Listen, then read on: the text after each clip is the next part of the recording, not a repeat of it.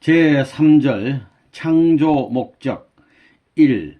피조 세계를 창조하신 목적. 피조물의 창조가 끝날 때마다 그것이 하나님 보시기에 선하였다고 기록되어 있는 창세기의 말씀을 보면 하나님은 스스로 창조하신 피조물이 선의 대상이 되기를 원하셨다는 것을 알 수 있다.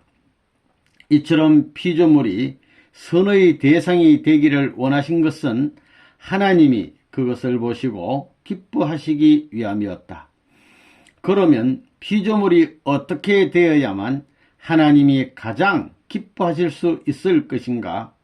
하나님은 만물 세계를 창조하신 후 끝으로 자기의 성상과 형상대로 희로애락의 감성을 가진 인간을 창조하시어 그를 보시고 즐기려 하셨던 것이다. 그러므로 하나님이 아담과 헤아를 창조하시고 나서 생육하고 번식하여 만물 세계를 주관하라고 하신 3대 축복의 말씀에 따라 인간이 하나님의 나라, 즉 천국을 이루고 기뻐할 때에 하나님도 그것을 보시고 가장 기뻐하실 것은 두말할 필요도 없다.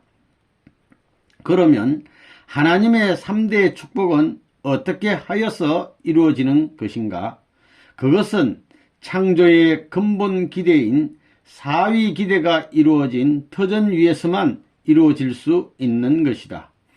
그러므로 하나님이 피조 세계를 창조하신 목적은 인간을 비롯한 모든 피조물이 하나님을 중심한 사위 기대를 완성하고 3대 축복의 말씀을 이루어 천국을 이룩함으로써 선의 목적을 완성한 것을 보시고 기쁨을 누리시려는 데 있었던 것이다.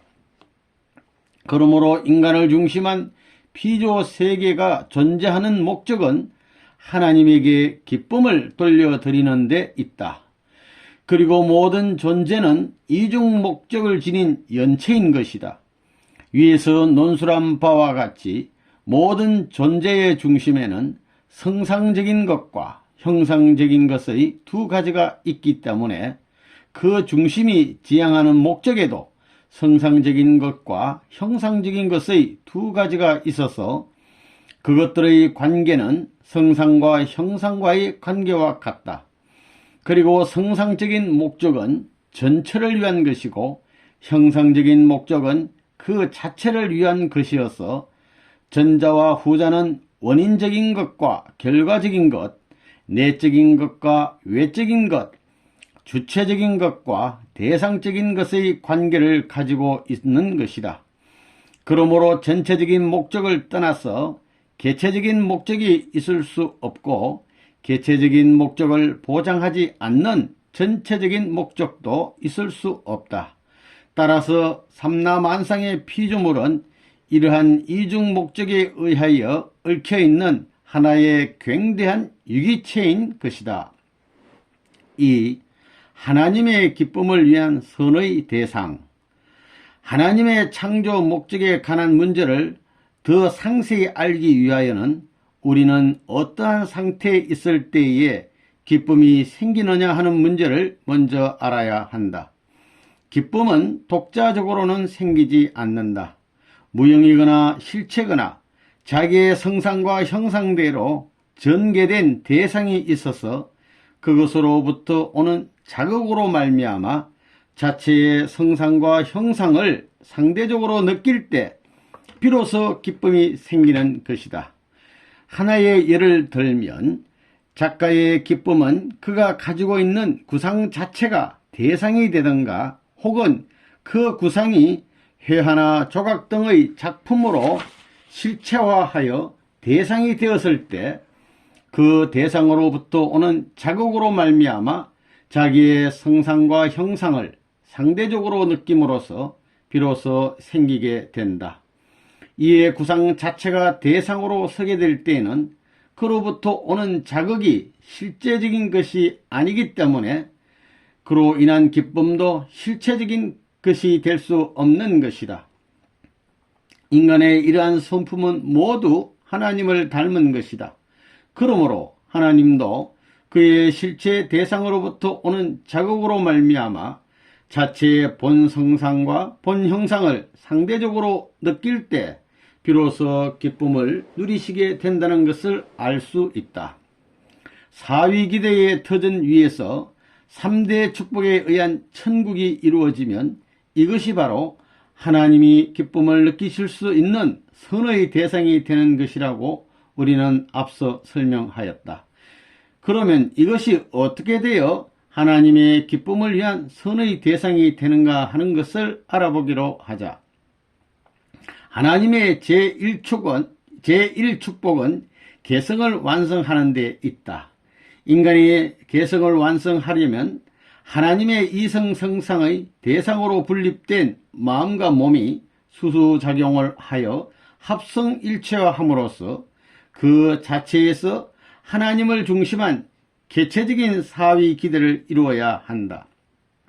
하나님을 중심하고 마음과 몸이 창조 본연의 사위 기대를 이룬 인간은 하나님의 성전이 되어 그와 일체를 이루기 때문에 신성을 가지게 되어 하나님의 심정을 체울함으로써 그의 뜻을 알고 그대로 생활하게 된다.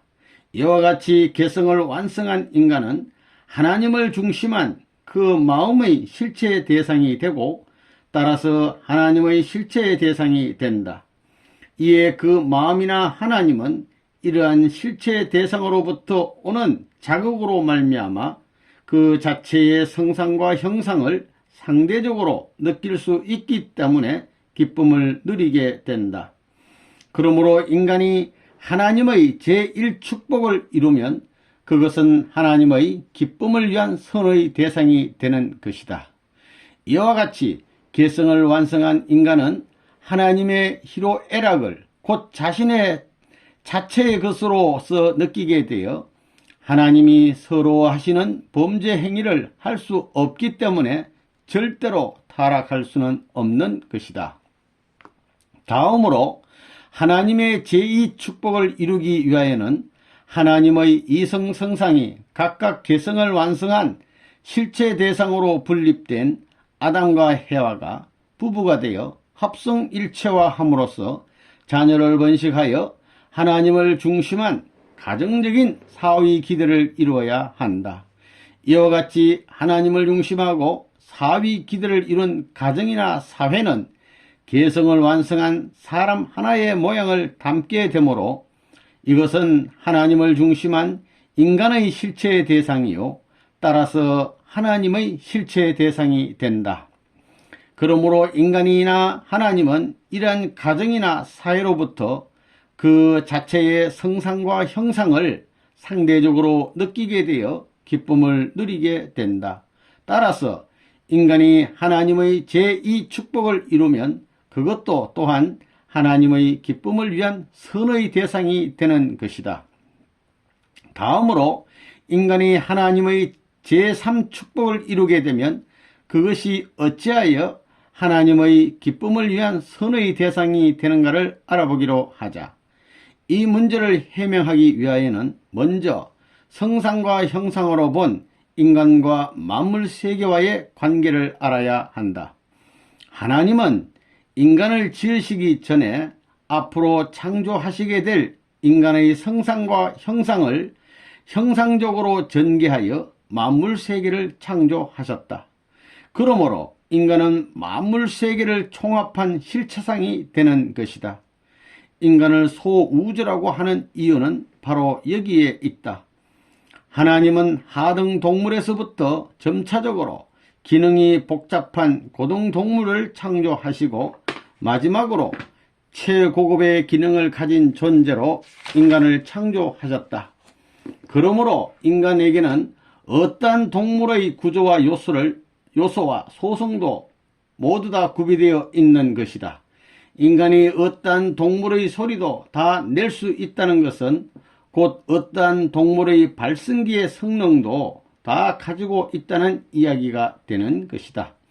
그리고 인간은 어떠한 피조물의 형, 선의 미도 다 갖추고 있기 때문에 화가는 인간의 나체를 모델로 하여 화법을 연마하는 것이다. 인간과 식물을 놓고 보더라도 그 구조와 기능에는 차이가 있으나 모두 세포로 되어 있다는 점에서 동일하다. 그리고 인간에게는 식물의 구조와 요소와 그의 소성이 모두 구비되어 있다. 즉 식물의 잎은 그 모양이나 기능으로 보아 인간의 폐에 해당된다. 잎이 대기 중에서 탄산가스를 흡수하는 것 같이 폐는 산소를 흡수한다. 식물의 줄기와 가지는 인간의 심장에 해당하는 것으로서 영양소를 전체에 공급한다. 그리고 식물의 뿌리는 인간의 위장에 해당하는 것으로서 영양소를 섭취한다.